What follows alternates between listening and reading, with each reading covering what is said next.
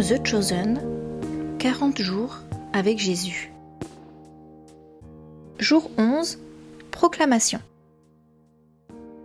L'Esprit du Seigneur est sur moi car il m'a oint pour annoncer une bonne nouvelle aux pauvres.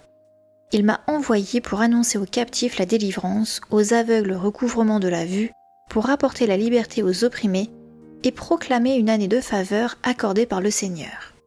Luc chapitre 4 verset 18.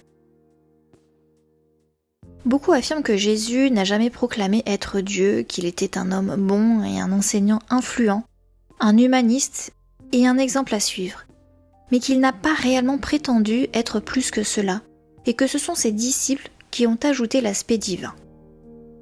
C'est faux. Prenons par exemple ce moment dans la synagogue de Nazareth, sa ville natale. Il est arrivé un jour de sabbat, comme à son habitude, et s'est porté volontaire pour lire le rouleau du prophète Ésaïe. Il a pris le passage où se trouvait notre verset du jour, sur la venue du Messie, écrit 8 siècles avant Jésus, et l'a lu à haute voix. Puis il s'est assis et a déclaré : « Aujourd'hui, cette parole de l'Écriture que vous venez d'entendre est accomplie. » Cette déclaration a dû sembler insensée pour les personnes qui avaient assisté à d'innombrables services de sabbat avec Jésus. Il avait grandi dans leur village, suivi les enseignements des rabbins, joué dans la rue avec les autres enfants, travaillé le bois avec son père et d'après la Bible, il n'avait rien d'exceptionnel à première vue. Et pendant les 30 années de la vie de Jésus, sans compter les 400 années précédentes, les gens attendaient avec impatience le Messie, celui qui serait roi et les libérerait de l'oppression romaine. C'est du moins ce qu'ils imaginaient du Messie. Cependant, ils avaient mal interprété les textes prophétiques. Pour annoncer une bonne nouvelle aux pauvres, Jésus est venu annoncer le royaume des cieux, ses richesses, sa splendeur, son immensité et son accessibilité.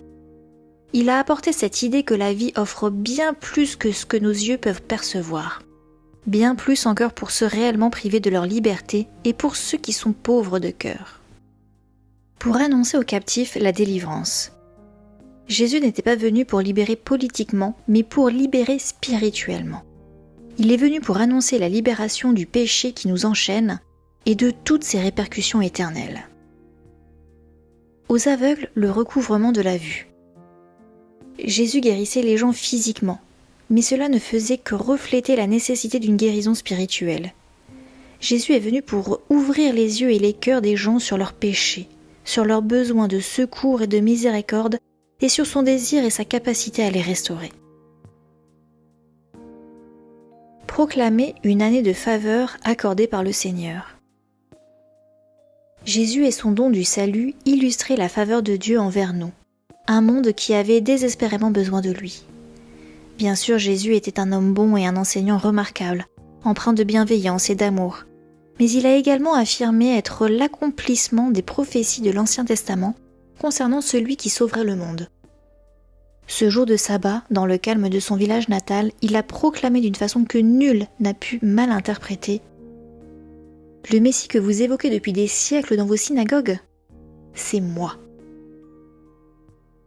Sujet de prière. Remercie Dieu pour son amour envers les opprimés. Demande-lui de te donner un cœur semblable et le courage de proclamer la bonne nouvelle avec autant d'audace que Jésus.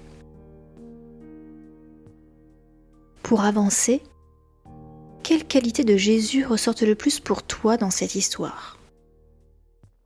Pourquoi penses-tu que Jésus a commencé ses 3 années de ministère par cet acte public dans son village natal ?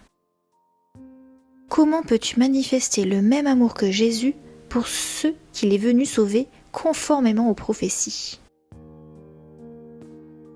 Et voici pour aujourd'hui, c'en est terminé, et je te dis à demain pour le jour 12.